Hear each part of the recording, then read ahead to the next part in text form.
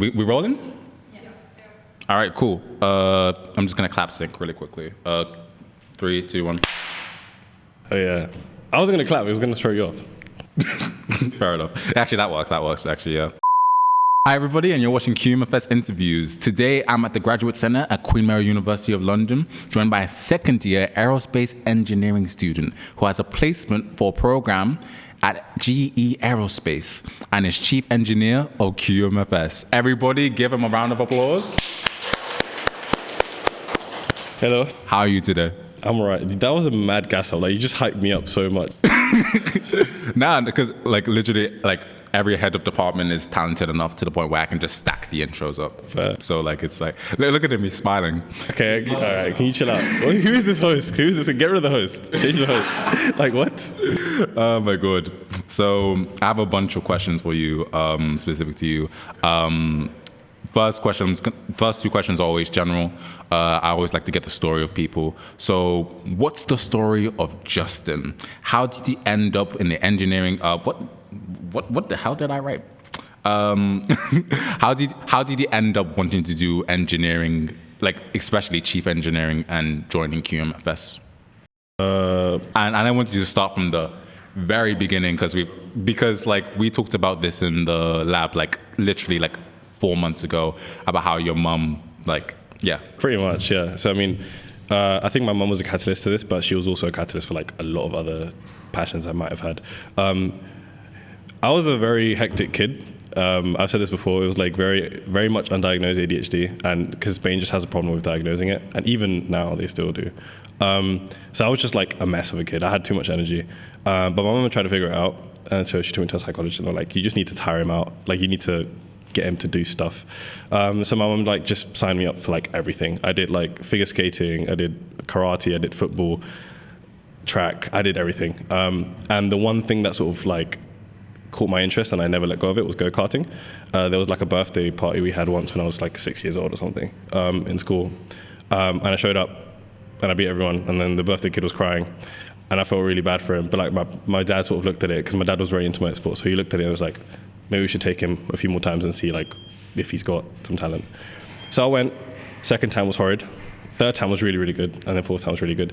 So then I started going frequently. And then my parents sort of, in the background, got into talks about maybe taking me go-karting professionally, maybe getting me a go-kart, signing me up for calendars and stuff. But my dad was more reluctant, mainly because he knew and understood the price behind all of it. And it was very pricey, not only to buy a go-kart and then maintain it, but also to sort of keep up the routine of driving across the country up and down with a bunch of tools and a go-kart frequently, especially when they both had work. So I just did it recreationally and entered rental go-kart tournaments and stuff, and that was all right. But then when I grew up, I was like, Formula One, this is crazy. I want to be involved in one way or the other. It's either I'm driving for it or I'm engineering for it. So I went down the path of the engineering side. And that's sort of I set my mind on that very early on, but also at the same time I also loved planes and anything that moved quick, and especially planes. I was like, how's that flying? So I thought engineering was naturally what I wanted to do. And then I thought when I was 8, I was like, okay, cool, you settled on engineering, but what type? Because you could do whatever you want. Guys, he thought this at 8 years old. Oh, 8 years old, what do you want to do? I want to be an aerospace engineer. What the because it's just I didn't even understand the differentiations. It's just my dad told me that you can do a bunch of different types, and he didn't mention any in specific, but I was like, oh, okay. So he just got me to think. I looked at Formula One car, I was like, what about it makes you want to work in F1? And I thought obviously as a natural kid's reaction, it's the wings and the aero and stuff like that. So I thought and then that also sort of linked in with planes and stuff. And then when I was in year 10, year 11, I got really into rocketry. And then it sort of it all just made this nice package for aerospace. So that's why I went into that. And then when I was in sixth form, I was looking at unis to apply to. And then I already had in mind to come to Queen Mary. But then it wasn't until I started looking through the list of societies in a, I think it was a Wednesday afternoon, in a DT intervention lesson. I looked through the societies and I saw the Formula One society. I was like, oh, that's pretty interesting. And then right below it was Formula Student. And I was like, wait, hold on, what's the difference? So I Googled Formula Student, and that's when I was like, whoa, okay, I'm signing up. So I'm pretty sure I sent the application that same day, even though I was very much still year 13. I wasn't even like confirmed to come to Queen Mary.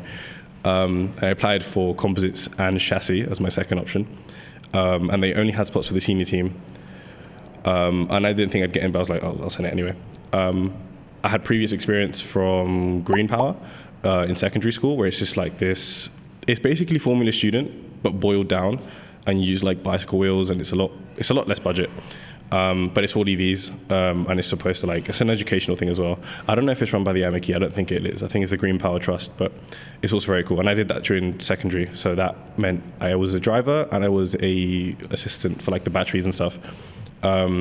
So we went to places like the old Top Gear track. We went to the Ford test track in Basildon, and we rode in Goodwood as well, which was quite fun. Goodwood in Goodwood in a Green Power car is it's not very fun. It's a very long track. It's like 5-minute lap. It's interesting. But yeah, so then joined Formula Student that same year. Went straight into composites. At the time, composites didn't have a head. It was Stefan, sort of the old head of engineering, who was doing both. And then I think a month in, Stefan had a conversation with me about potentially taking responsibility for the department and sort of taking lead in that. I was happy to do it.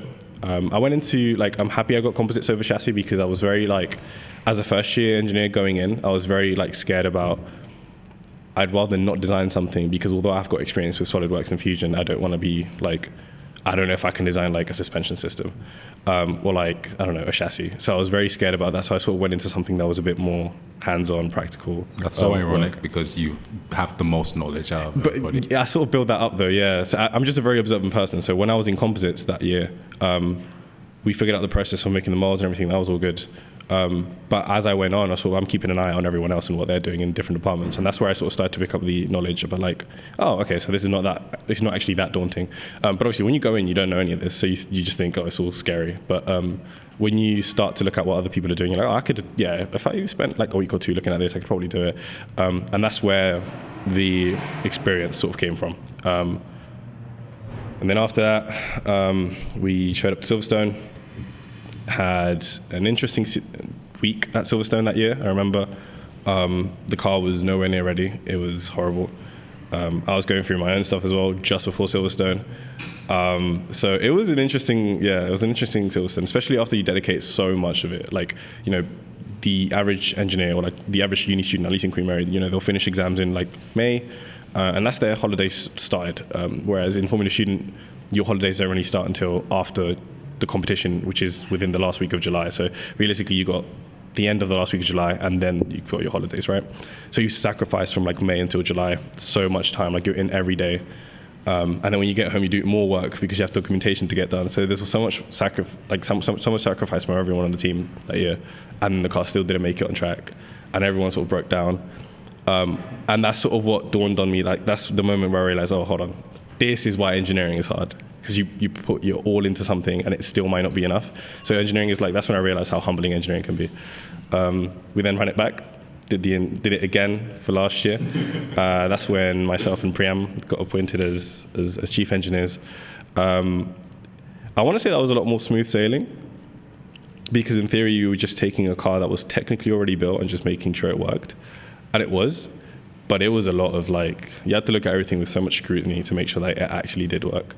And I think the most frustrating part about last year was having to experience that sort of disappointment again, even though we had covered every single potential failure. It's just we didn't order a spare set of brake calipers. That's the one thing that is so painful to me. But then again, we had never had that issue with the brake calipers, so I understand. But yeah, it's just not even a brake caliper, one bleeding nipple is what ruined our entire season, which is so sad. It's so sad. It was heartbreaking. But at least it showed that our approach to troubleshooting and failure mitigation was correct. But last year is where I learned most of what I know.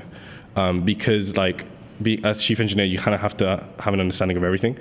Not necessarily super in depth, but you need to be able to help troubleshoot certain things. And especially with having such a small team last year, we had 7 people in total assigned to Formula class. 2 of those were myself and Priam. So realistically, I had a 5-man team to get that car up and running. Because there's less people, it means you have to do more of the work. Like the workload for each individual person is bigger. So that meant I was involved with a lot of different things. And that's where I learned how the car worked entirely. It was that year that I sort of picked everything up. Even electronics, which was the most daunting thing after testing when it didn't work. Priam pulled out like a massive MDF board in the lab because the chassis was off to get changed. And he just placed the battery somewhere. He placed like the fuse box somewhere else and some other components, and then just started drawing on the wiring to figure out how it should be wired. And that's that week before, while the chassis was away and we were all working on electronics, that's when we sort of learned how that worked. So this year we're feeling a lot better at electronics. So it's just I didn't just like the knowledge didn't just pop into my head. It was a lot of like speaking to people and like seeing why things didn't work and what did we do to make it work. So it was interesting. But yeah, that's how I'm here. Bro, like 2 things I want to say like after that. One thing, if I'm a sponsorship watching that, I'm rubbing my hands and I'm ready to sponsor this team. If I'm an employer as well, if I hear that as an employer, there's no way, like, if they don't find, like, your LinkedIn, they're just like, hey, yo, I saw this interview. Bro, once you're out, I want to hire. Because, like, legitimately, like, that just sounds like the perfect employee, right? Like, I'm not crazy, right? Exactly. Look, they all look impressed. They're just like, God damn. And what was those hours you were working before? I don't know. It was definitely like 90% of the waking time I had.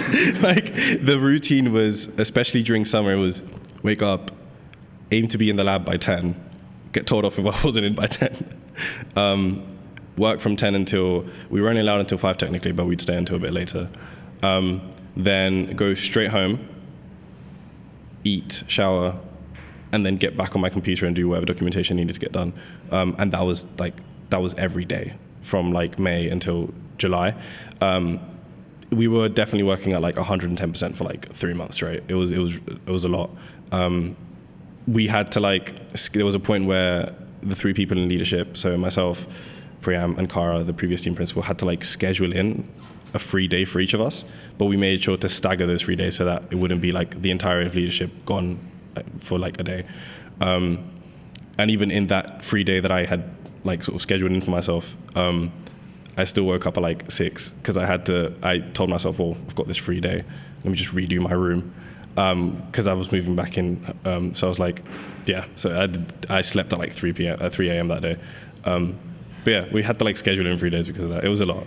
This is a nice contrast because like Anastasia, the first interview with Anastasia, she was talking about how like, yeah, you know, like I was talking about how relationship relaxation. She's like, yeah, I wake up at 7 a.m. every day, and I go, he's already laughing. I go to sleep at 2 a.m. every day, and that camera person over there, she went red. She went completely straight. I'll show you the photo right after the interview. But she was like red, like looking stressed. When she was talking about first coffee, Yeah, I believe you. That woman, yeah, she sleeps very little. I don't know how she looks sane every day. It's insane, yeah. Bro, that placement's going to be like an actual break for her and a break for you as well. That's the ironic part. That's what I've been telling everyone. It's like, because I work part-time on the weekends as well. So I like when I say like I've got Monday to Sunday, I have to be somewhere every day. And that's been like that since I joined uni for 3 years. That's why like I've been telling people, don't worry, when I get the placement, we can hang out on the weekends. Like it's crazy to me that when I sign a contract for a full-time job, 9 to 5, I have more time available for myself than I do right now, which is like ridiculous to think about. No, genuinely, I was talking to my friend just like, bro, is this going to be my life, like for the rest of my life? And I'm just like, wait, once I get a full-time job, I'm going to have so much time. It's it's a crazy statement to say, but it's so real. It's so real. We'll move on to the next question. You are genuinely one of the smartest people in terms of like pure multiple engineering knowledge within QMFS, and I know it may seem like admit that yourself, but you know that yourself too. You have the most knowledge within the team. I don't know. Well, I feel like I've got the most knowledge on like the car, yeah. And like if you had to put someone forward from the team that might have been put on the spot to answer anything on the car, I'm probably that person. But I wouldn't say necessarily like the best engineer on the team or anything like that. Like there are some really good engineers that we've got this year, really, really smart people that are making considerations without even me having to mention it. I feel like the reason I'm the person to put forward is because I've learned from previous years and I can make considerations from experiences I've learned from. But there are people straight up that are making those considerations without that experience. So to me, that's even more impressive. I'm like, whoa, okay, this guy's got it. Yeah. I guess you've already answered that question. Dang, I did not expect that. I asked him to go from the beginning. I'm just like, crap. He might have just answered every question. He went from the beginning.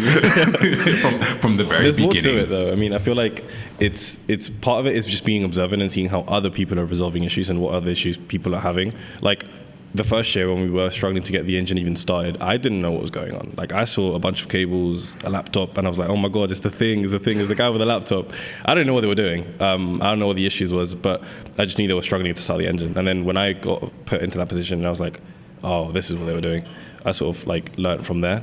But it's also like, I've always just had my approach to solving any problem has always been like trying breaking it down to like the fundamentals and then try and figure out where it's going wrong in there. Because usually that is the best way of solving an issue as opposed to patching symptoms. You know, what's the term, like treating the symptom but not the disease. Yeah, do you know what I mean? So I'd rather like, you know, solve the disease, like cure the disease than like fixing a symptom or like so that came from YouTube, funny enough. Like I've said this a million times. It's if I like my engineering knowledge is like 80% like YouTube. It's genuinely just, and like my sister has called me a nerd for it multiple times because she'll walk past the living room and on like the big TV, it's just a random video of like Joe Barnard from BPS Space building a rocket. Like it's just, yeah, YouTube is what I recommend for everyone. It's like, it's such a good platform to learn stuff. Yeah, YouTube University is what I call it. Because like, I don't think like, maybe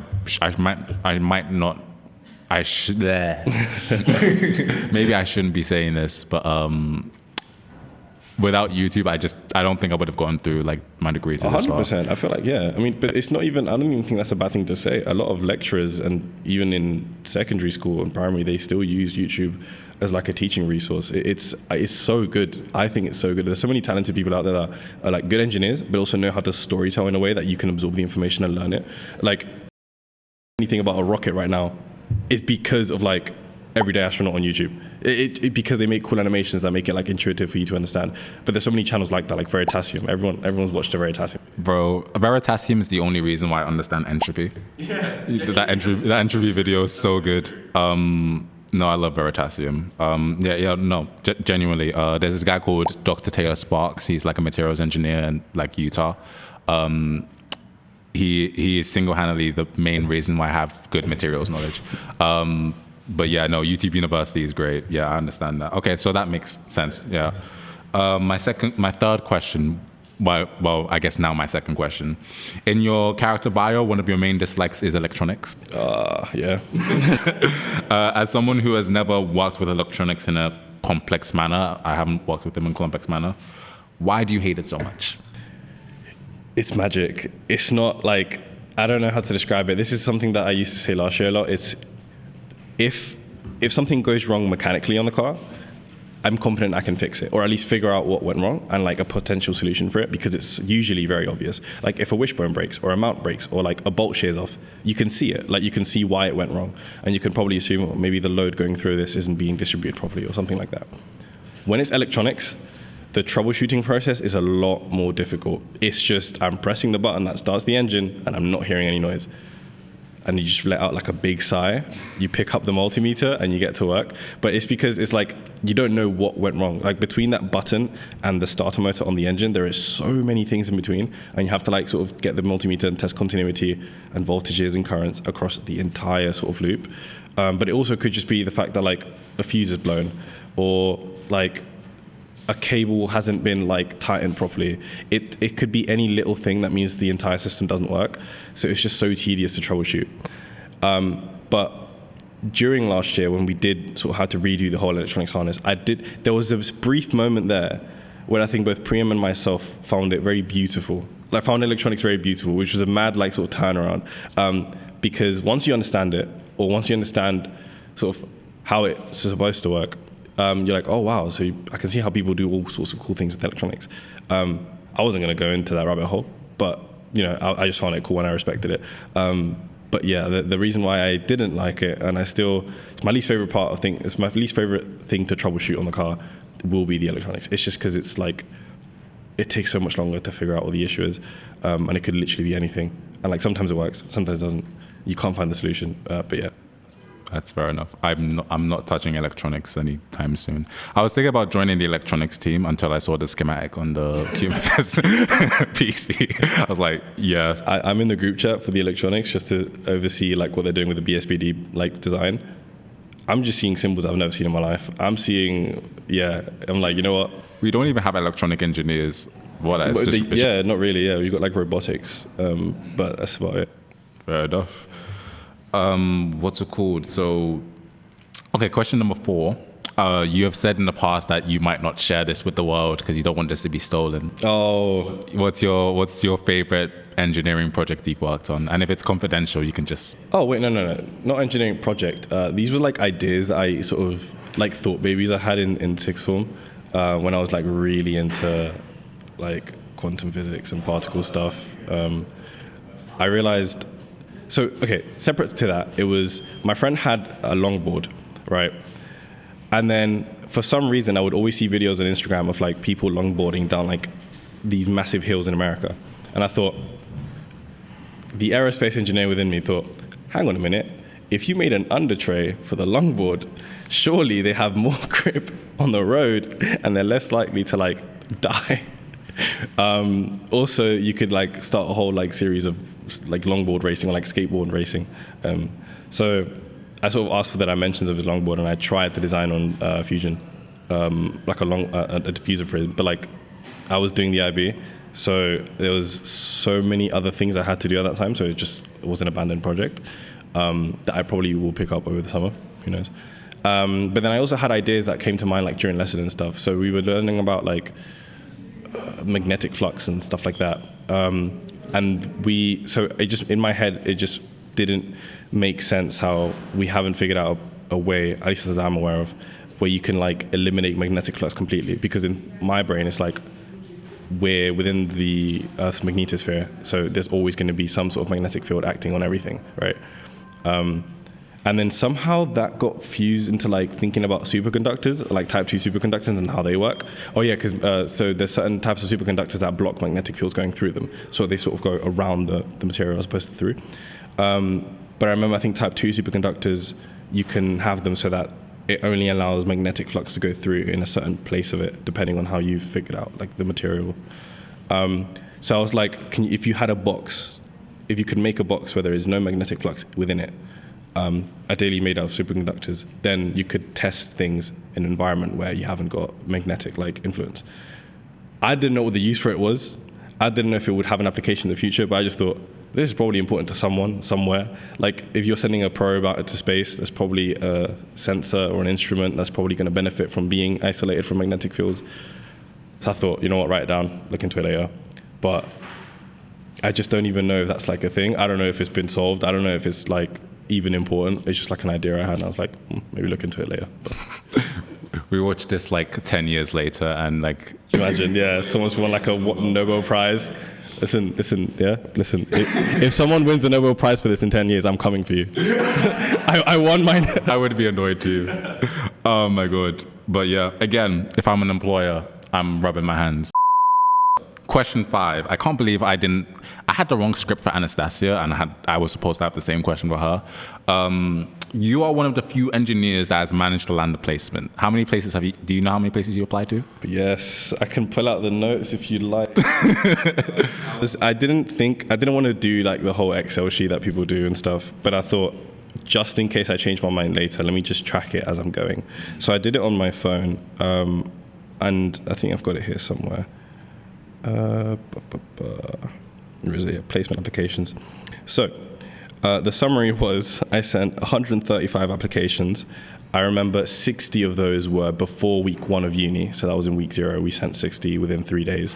So myself and Dadi were in the library 3 days in a row, sending applications the entire time. 25 different companies, 24 different exams, 1 video interview, which developed into 1 Teams interview, and then 1 job. Right. Yeah.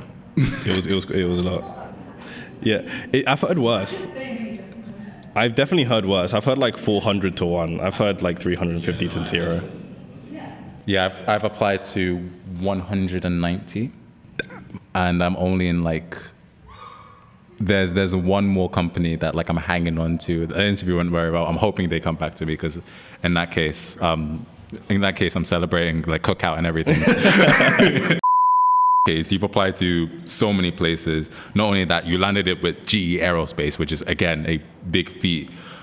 What was the process like in terms of applying to placements, and what did you do to ensure that you had the highest chance possible to get a place? So the mentality I went into it with was like, and it's the same mentality I have for like a lot of things. Is like,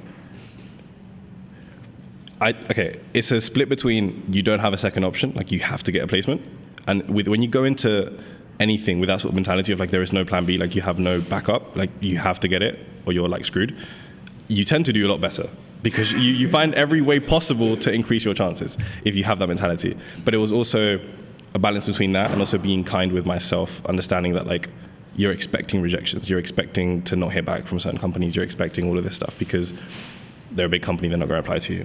Don't like big yourself up thinking you're that guy, you're going to get a placement, because a lot of people don't. Also, you never really know what they're looking for at the end of the day. And on top of that, like I've heard from certain people that work within the industry I applied to, that some of these companies just have a list of like unis that they love to hire from. That's about it. And that just feeds it, like that cycle just feeds itself. So I went into it with like, I'm going to apply to, I had like an order. I was like, I'm going to apply to all of the Formula 1 companies within the UK first, then Formula 2, then see if there's any other Formula style companies that work in the UK that manufacture. Then after that, I said I'll apply to general motorsports, so like GT3 Cups, anything like that. And then after that, I sort of said, okay, aerospace, private rocketry, that sort of stuff. I know that the UK doesn't have many like private rocketry places, which is then when I started to get towards that side of the list, I sort of started to think outside the box, and I was like, hold on, like you don't necessarily have to get a placement in the UK, you can get a placement anywhere else. So then I started looking at like Rocket Lab in Canada and New Zealand. I looked at some companies in Europe, like the ESA, European Space Agency. And then this one place, or two places, three in Spain, where I'm from, where we had Campos Racing, Team Aspar, which are two MotoGP teams, and PDL Space, which is a Spanish private rocketry company that is not too far from where I live. So I thought I might be able to kill two birds with one stone, enjoy a year back home, and also have the placement there. And they got back to me, but they got back to me after I got the placement. So I thought, you know what, let's just... You got two? I got two companies after I got the place at GE contacted me. But I didn't want to chase them up because I feel like you need to know when to stop. You need to know when you're being too greedy. But the process was, when we were applying, it was, I said, I'm only going to apply to engineering roles. So that's what I did. All of the Formula 1 teams, they had both logistical and operations roles and engineering. I ignored all the logistical ones because I didn't want to funnel myself. Because if I did get the placement for the logistical ones, which realistically, as an engineer, you have a higher chance, I believe, than getting an engineering one. Not higher chance than a person doing a degree that's within that logistical role. But if you're applying to an engineering role against all the other engineers, if you sort of take yourself out of that pool and apply to operations, there's a higher chance you get it because your skills are very diverse. But I didn't want to narrow myself down and sort of funnel myself into only working in these companies but within logistical roles, because I feel like that hinders your development later on. Like if you graduate and your placement was at, say, I don't know, like Red Bull Racing, but you were doing finances or something, still a great place to work. Like it's amazing, it's incredible that you even got there. But I was just worried that it would hinder your application process for grad roles or full-time jobs after. So I just isolated to just engineering roles. So that brought down my pool of applications and also my chances of getting a placement. And then I sort of just thought about, realistically, who am I competing against? We did this calculation because we were too paranoid. We looked at how many students on average graduate from engineering roles, engineering degrees in the UK a year. We then realized that figure is not realistic because, as we know from our people in our classes, not everyone is on the game, not everyone is on the ball. So looking at that figure is unrealistic. So we just thought about how many teams showed up to Formula Student last year, how many of those were from the UK, because those people naturally have a high chance of getting a job in the UK because they don't need visas or anything like that. And then let's just assume 50% of that team has applied and has useful skills that could be in line with yours. And then taking that number, we sort of figured out the chances you have of getting a role, looking at the Formula One companies that were available. And we somehow figured out a number. And we were, by the end of week 0, so just going into week 1 of semester A, so September, I think I was sitting on like a 9% chance. I think Dadi was sitting on like an 8. And then as that went on and we sent more applications, naturally that statistical like probability of getting it increased. So I think at the point where I got this, I was sitting on like 12.2 or something like that. Again, the calculation is very botched, and it was just like a way that I tried to quantify like how likely are you to get it. But yeah, I knew from the get-go that I'm very confident with like speaking and like sort of portraying skills I have and how they tie to a certain job description. So I knew that if I got an interview, I'd likely get the job, which is what ended up happening. But it's getting to the interview that's the issue usually, because you need to make yourself appealing in the application. But sometimes it's not always an engineer reading your application. Sometimes it's someone that did business, or it's a HR recruiter, so they don't necessarily know everything you're saying. So some people, they try and put in buzzwords to like impress them, but then when they get to the second stage and the engineering like manager that is going to hire you looks at it and they're like, right, yeah. So I just tried to be as honest as I could, not under or overselling myself as much as I could, which I got advised against, but I just thought it's dishonest in my opinion, especially because you can get caught out later in the interview, so I just didn't see the point of it. And then it's just when the interview day came, or when I got sort of the email for the interview, I sort of took the process of reread the job description, because obviously you've applied to so many roles, you need to re-remember like which ones in specific you're being interviewed for. So read the job description, think of what that person is doing in their day-to-day life in that company, and then think of what skills you have that sort of make sense in that role, so like that tied to that role that can be transferred, and then just think of a few scenarios where you've had to use those skills because they're going to ask you, and then I showed up at the interview and it went great. I think it went good, besides the fact that the laptop that a friend borrowed me, because mine was away being fixed, died mid-interview, so I had to but I could see it. It was okay, so this is my pet peeve with Macs, right? The Mac is a USB-C chargeable laptop, at least the one that I was offered. And I plugged it in mid-interview because I could see it was dying. And I was sort of like trying to not look like I was frantically looking for a charger, so I was like, yep, yeah. Like that's basically what I was doing. And then I managed to plug it in, but it wasn't the designated Apple charger. So it registered that it was plugged in, but it wasn't charging. It was still discharging. And I was looking at that and I was like, okay.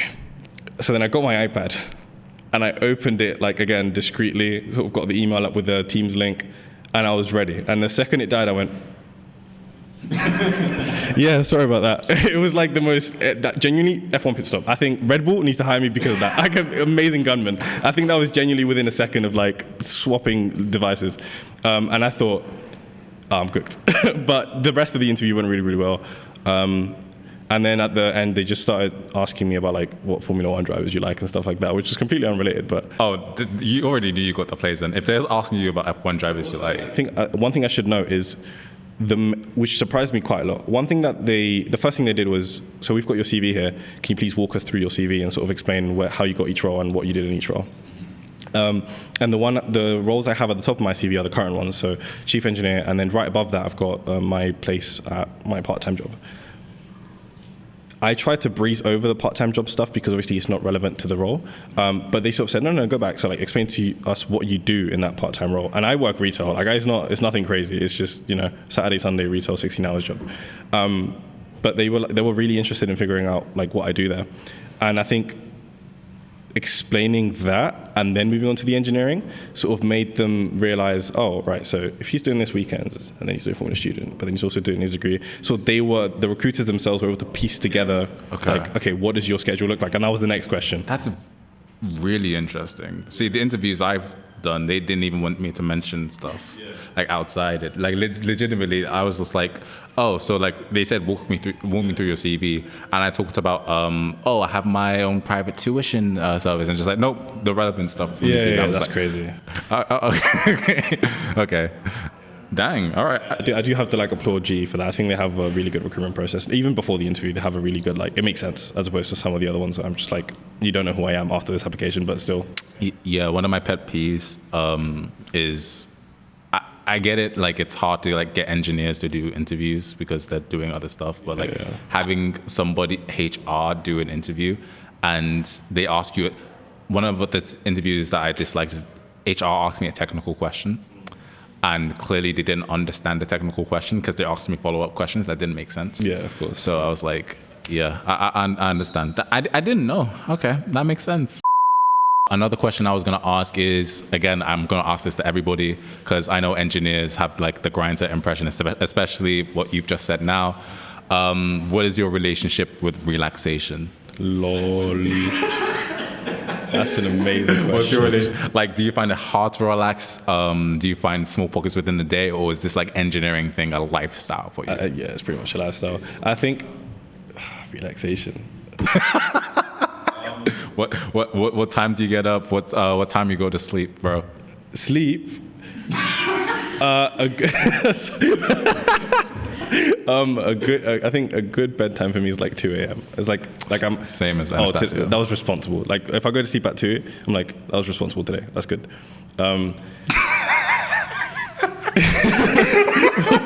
Okay, wait. No, so like it just because otherwise, if I go to sleep earlier than that, I then start feeling guilty because I'm like, oh, I should have done some work.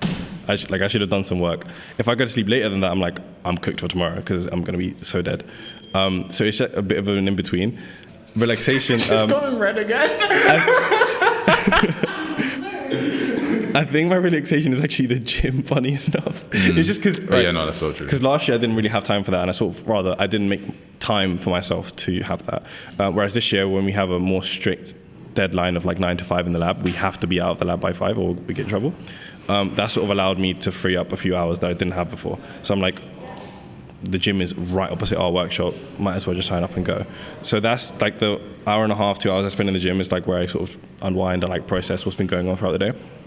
And then I'll go home, shower, eat, speak to my parents, and then I'll get on my laptop, and then it's either I'll do some uni work, which I neglect throughout the day, and I'll catch up with that. Or if there's anything from Formula Student that's like really important, or I need to check a document, or I need to make a template for something, then I'll do that. But yeah, usually if it's uni work, I procrastinate, and then we end up playing games anyway. But that's the relaxation I have. But you never really have, at least during the term, I never really have a time where I don't feel guilty if I'm relaxing. Like if I do relax, I feel guilty about it. The only time I didn't was sort of after exams in January. We had exam week, and then I realized, hold on, after exam week, I've still got like a week and a half before term starts.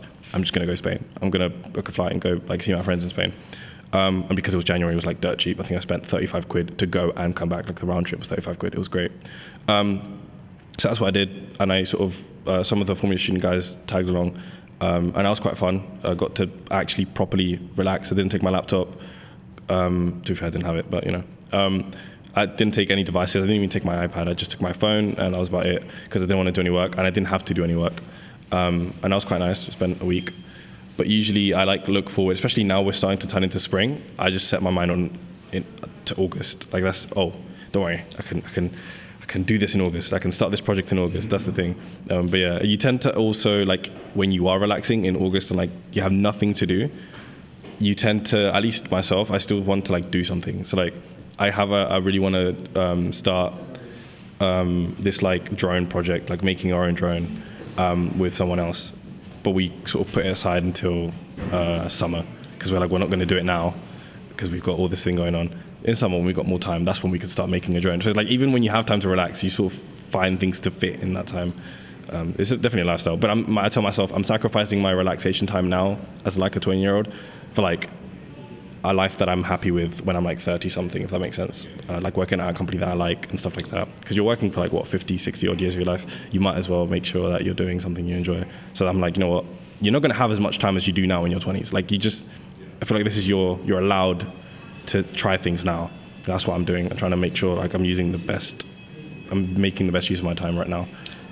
So I don't have to worry about it later.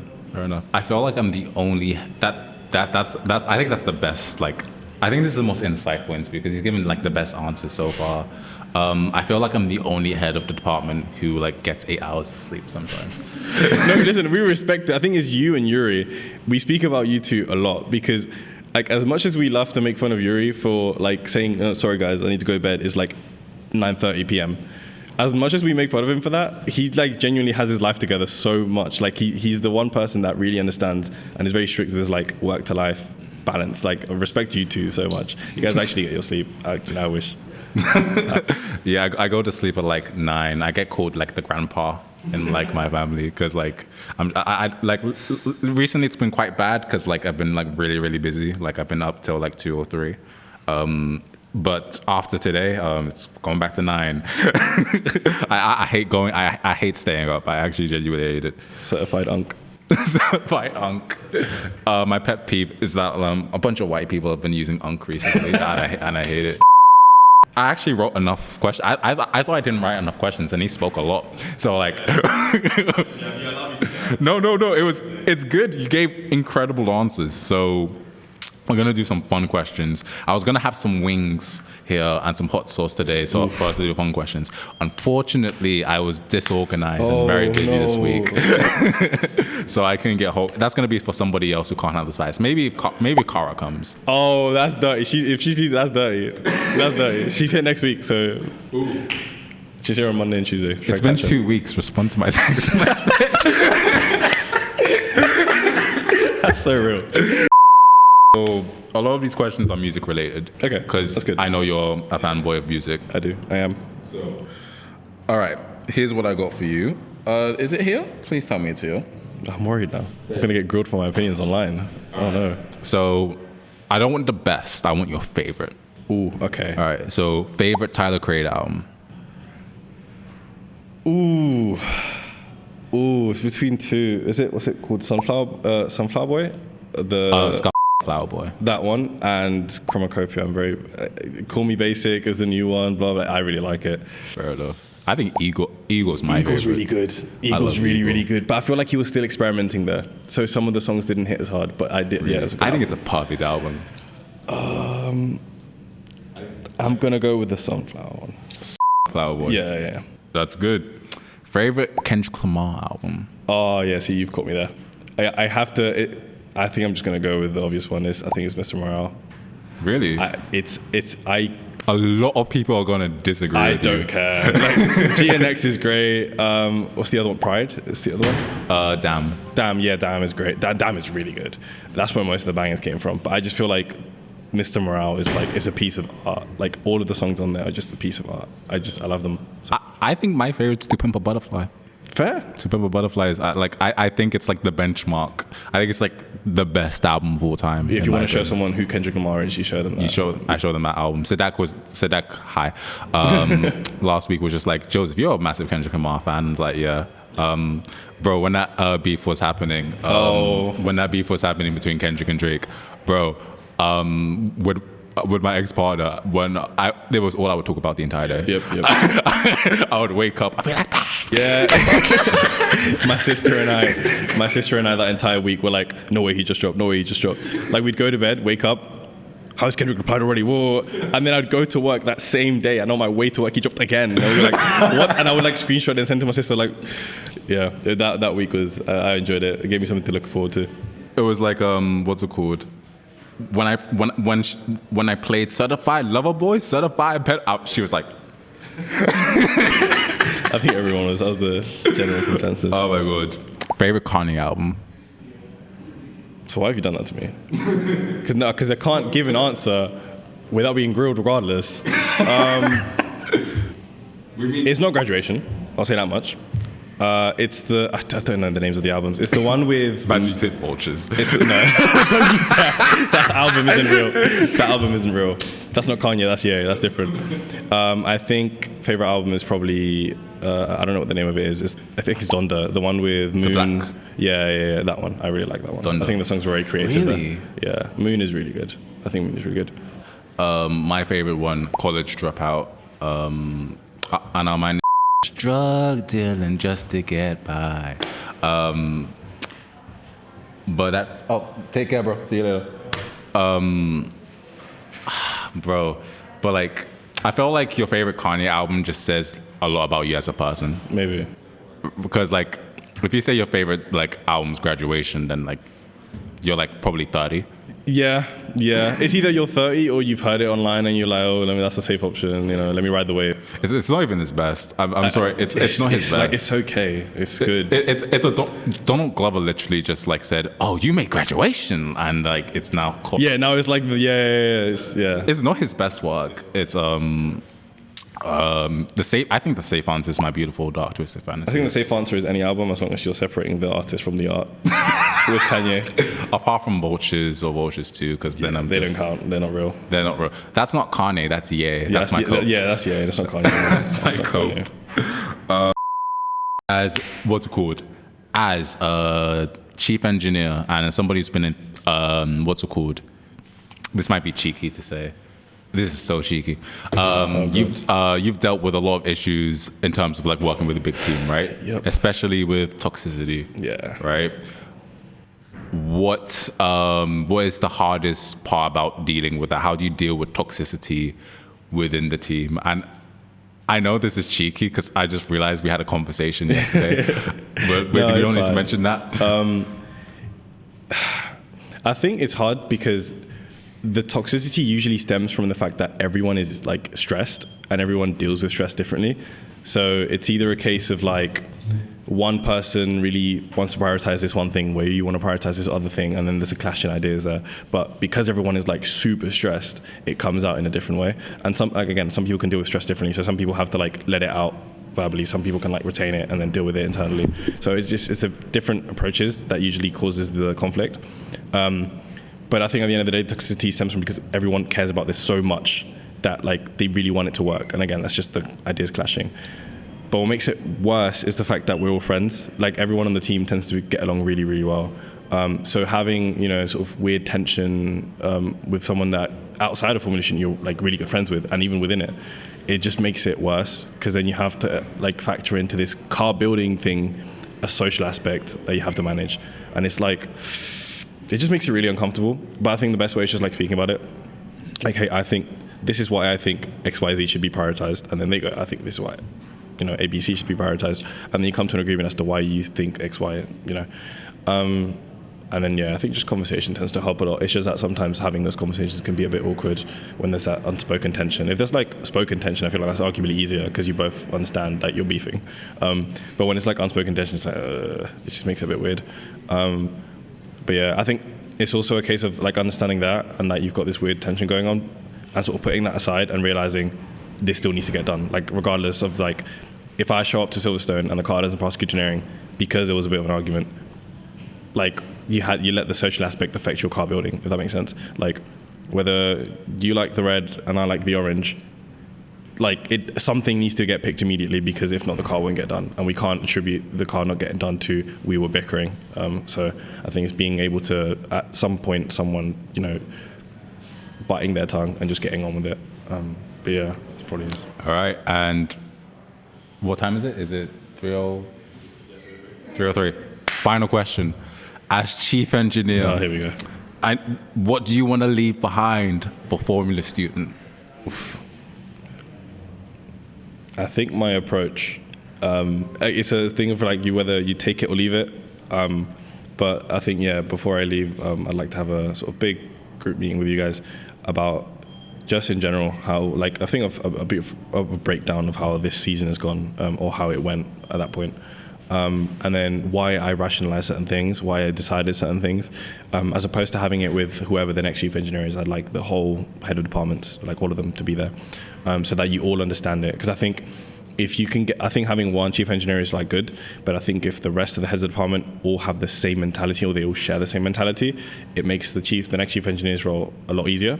And it also irons out any issues because everyone is on the same page about how they're supposed to go about certain things. So like the decisions I made this year about certain decisions on the design of the template for the component reports, why I included EduPack, why I was pushing for CFD to be done on ANSYS as opposed to Star CCM, why I pushed for composites FEA as opposed to just leaving it.